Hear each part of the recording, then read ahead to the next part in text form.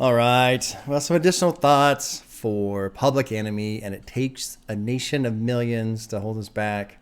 I was literally just playing it now. I was pausing it and smiling because this album. Now, I want to say with the beginning of the album, honestly, I'm not really that comfortable with the beginning of the album. My favorite is basically from, I kind of start listening from track 5 on. But I was smiling because the production on this album is probably the best place to start because it's so fucking good. It's incredible how much is put into each track with the sampling and the drum structures and just everything.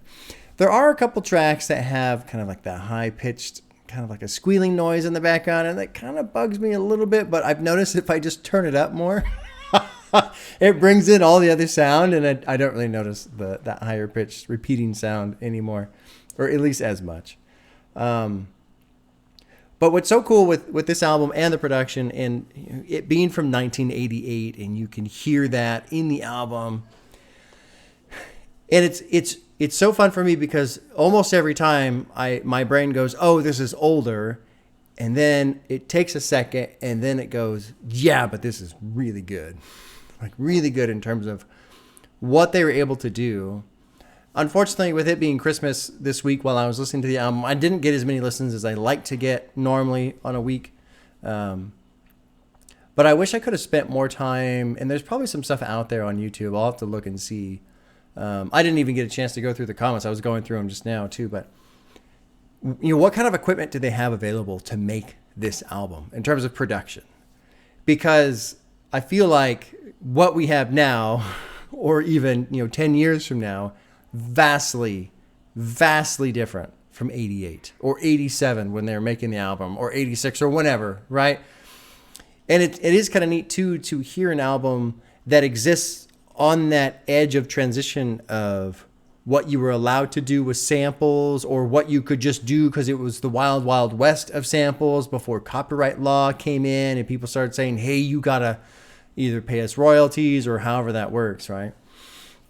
So it's this album is great in so many reasons, one of them being the production, and it's kind of neat in the sense that it feels like a snapshot of that time frame, kind of it's the end of the 80s. It hasn't really rolled into gangster rap yet. The whole sample royalties thing hasn't really taken effect yet, as far as I can tell. The technology is still limited, but the production, it's like the technology was kind of peaking right before the sampling thing turned into what it is now, and so they could still do what they did with samples and weave it in with all the production that they did. It's just, I don't know, it's really cool. It's really cool in that sense, because there's been other albums I've listened to where I go, yeah, it sounds older. And again, not that that's bad, but you can just feel like, I don't know, it's like driving an older vehicle compared to a newer vehicle, where it's like, wow, I can't believe this is what we used to have in terms of technology in our, I've got like I have a 96 truck, 96 Tacoma. Very different from our new Tacoma, And it's funny because you get in, you're like, yeah, it's the same thing, but it's completely different. It's completely different. And I don't know, not really a useful analogy because everybody understands what I'm talking about, but it is just neat to, I guess for me, listen to this album and go back in time and really feel like I am back there, where with other albums, people have said, oh yeah, this sound changed everything and it completely turned the genre on its head or whatever. I can hear that in this one, I think more so than other albums, just because the production is so incredible for what they had at the time, what they did in the album, how they use samples, so on. So, there you go. There's my opinions on the production. Now, in terms of what I was saying earlier, like the front portion of the album, I like Bring the Noise. That's a cool one. Don't Believe the Hype, I took the heart off of. Actually, I don't even know if I put one on. I don't like the chorus. It just bugs me. I don't know why. It just bugs me. It's the whole, don't. And then he's got that weird, in just like, I don't know what the fuck's going on, right? So I'm not into Don't Believe the Hype. Cold Lamping with Flavor. It's an entertaining track the first couple times you hear it, but it's also wildly nonsensical. And it's not that I hate it, but I also don't really get into it. So really, the countdown is like an opening track. Bring the Noise is cool. 3 and 4, But then you roll into Terminator X on the Edge of Panic, which happens to have my favorite line from the album, which is, "Who gives a fuck about a goddamn Grammy?" My favorite line from the album. And there's some incredible lyrics in the album, but I love that one. And then from then on, it's just a tear of hearts. Mind Terrace, I mean, even though it's a little, quiet little like instrumental, it's cool. Louder Than a Bomb's fucking amazing. Can We Get a Witness is amazing. Show 'Em What You Got. Channel Zero. Night of the Living Bassheads. Black Steel and the Hour of Chaos. Security of the World's Fine. Or The First World, which is just another instrumental, cool little beat, but it's like a little pause. Rebel Without a Pause. Prophets of Rage, amazing. And then Party for Your Right to Fight. I don't care for that one, but whatever. It's the last one. I like what they were trying to do with Party for Your Right to Fight, but I feel like it just didn't work. The way the vocals overlap, I hear them kind of being off, and then I think, well, what are they supposed to do? Like harmonize? And I go, no, that wouldn't work either. That last one, it just doesn't do much for me. But basically, tracks 5 through 15, yes, I'm on board. That's essentially my album right there in terms of It Takes a Nation of Millions to Hold Us Back. Night of the Living Bassheads is probably my favorite track off the album. I love the wordplay that's happening there because I feel like it's one of those songs where if you weren't listening to it, like paying attention to what was being said, you would think, oh yeah, bass, and yeah, let's hit the bass, and it's a party song, and it's not. It is not even close. And I really like that just because, why do I like that? I guess really I just like the double meaning that exists throughout the song in terms of how the song sounds versus what's being said. Black Steel and the Hour of Chaos. It was cool to hear that version, the original version, because I'm familiar with the cover that Sepultura did, which is also very good. If you've not heard that, Sepultura is this amazing Brazilian metal band. Listen to their cover of Black Steel and the Hour of Chaos. It's fucking amazing. Rebel Without a Pause, fantastic. Prophets of Rage. And then, that kind of rolls me right into Rage Against the Machine, right? And which ties me back into this album being a snapshot and kind of hearing how the sound was. One thing I've not been able to emulate on this channel in this journey through hip hop is experiencing, albums that happened 10 years ago, 15 years ago, and how that influenced the genre, right? People can tell me about it. I can understand it on a conceptual level. But I was not there in real time when College Dropout came out. I wasn't there in real time when To Pimp a Butterfly came out and how things shifted around because of that, With Nations of Millions and Public Enemy, I feel like I'm just listening and hearing and watching the birth of Rage Against the Machine.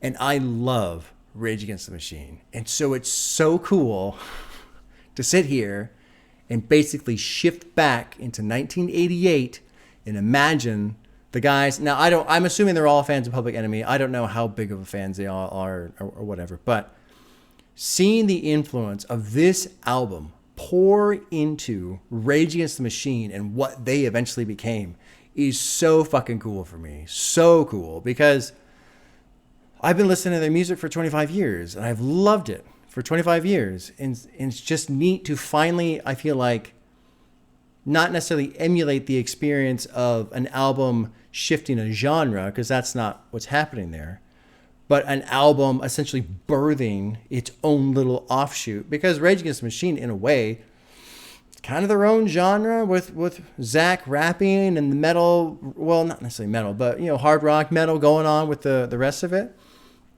So that to me is what makes this album very special as well, because listening to it, hearing the lyrics, hearing the message, I totally understand why this one's so highly regarded, why it's so important to hip hop, why it's more than just a classic, it's a masterpiece, what have you. But for me, I get an extra layer to that because this is essentially the starting point for what becomes one of my favorite bands ever, which is really cool. So that in a sense makes it an even more special album for me, just in terms of the experience. What else do I have? Oh, so, the Channel Zero track, it cracks me up because the whole song is, Flavor Flav bitching at his girl about why you're watching this garbage TV show and you should be doing something more productive, like, reading a book or learning about your history or understanding yourself better. Besides, the Tyson fight is on and I want to watch the Super Bowl. And that song cracks me up because I feel like it's not an intentional like irony or hypocrisy. Like, he doesn't seem to realize the double standard that's being applied in the song. There's a lot of judgment being placed on the girl who wants to watch soap operas, but then there's absolutely no reflection on the desire for the guy to watch sports. How they're both equally useless in a sense. So that song cracks me up because of that. Really? You don't think that he's doing that intentionally? I don't. Well, he's doing it intentionally, but I don't think it's like tongue-in-cheek type of a thing. Really? Because he looks like that. Yeah, I mean, maybe you're right, but when I listen to it, it just sounds like a lot of judgment on her. And by the way, besides the Tyson's fight's on, I want to watch that. Yeah, see that right there. Maybe I'm missing that. Maybe you're right. I hope you're right because I think that makes it a better song. Because he's a smart guy and he's funny. Yeah, that's true. That's true.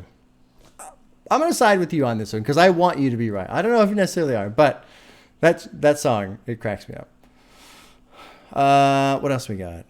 Can I Get a Witness is really interesting just listening to them essentially kind of complain about the sampling thing, right? And how people are saying you can't do that anymore. You stole our music and all that shit. And it's just interesting. You get a little window of that time period and what was going on then. Louder Than a Bomb is fucking amazing. All I do is think about Calm Like a Bomb by Rage Against the Machine. And again, there's so many layers in this album that I can just see little glints of, yes, this is what's coming from this album, Rage Against the Machine. And if you guys have not listened to Rage Against the Machine, please, at least go listen to the self-titled album, the first one, the one with the burning monk on the cover. Fucking amazing album. Amazing album. If you like Public Enemy, you've not heard that first Rage album, oh my God. Like, you have to go listen to it. You have to. It's incredible. What else do I have? Oh, I did watch the video too for Night of the Living Bassheads. That was kind of an interesting video. And one thing about that one too was they're talking about bass heads and I don't know if that was the crack epidemic or what, freebasing, whatever it was, but it reminds me of now fentanyl and how you can watch YouTube videos of guys driving around Philly or wherever and there's just these fucking zombies standing around on the streets and laying down on the corner and just like we see the same thing now. It's just a different chemical compound that's causing the problem.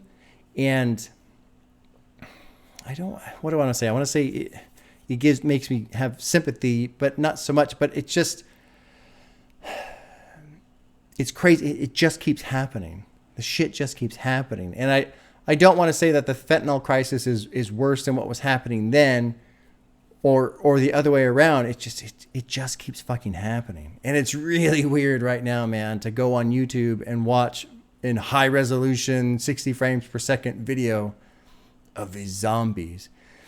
But I think this isn't a bright side, but because I can do that, it lets me understand Public Enemy and their perspective a whole lot more. Because I've heard songs, people talking about this, family members being strung out or friends or whatever, right? But it makes it a little bit more tangible for someone like me who doesn't exist in that kind of world. It doesn't sound like a story or something that's far away. Like, no, it's here. It's everywhere. And so Night of Living Bassheads, that, it's just, I don't know.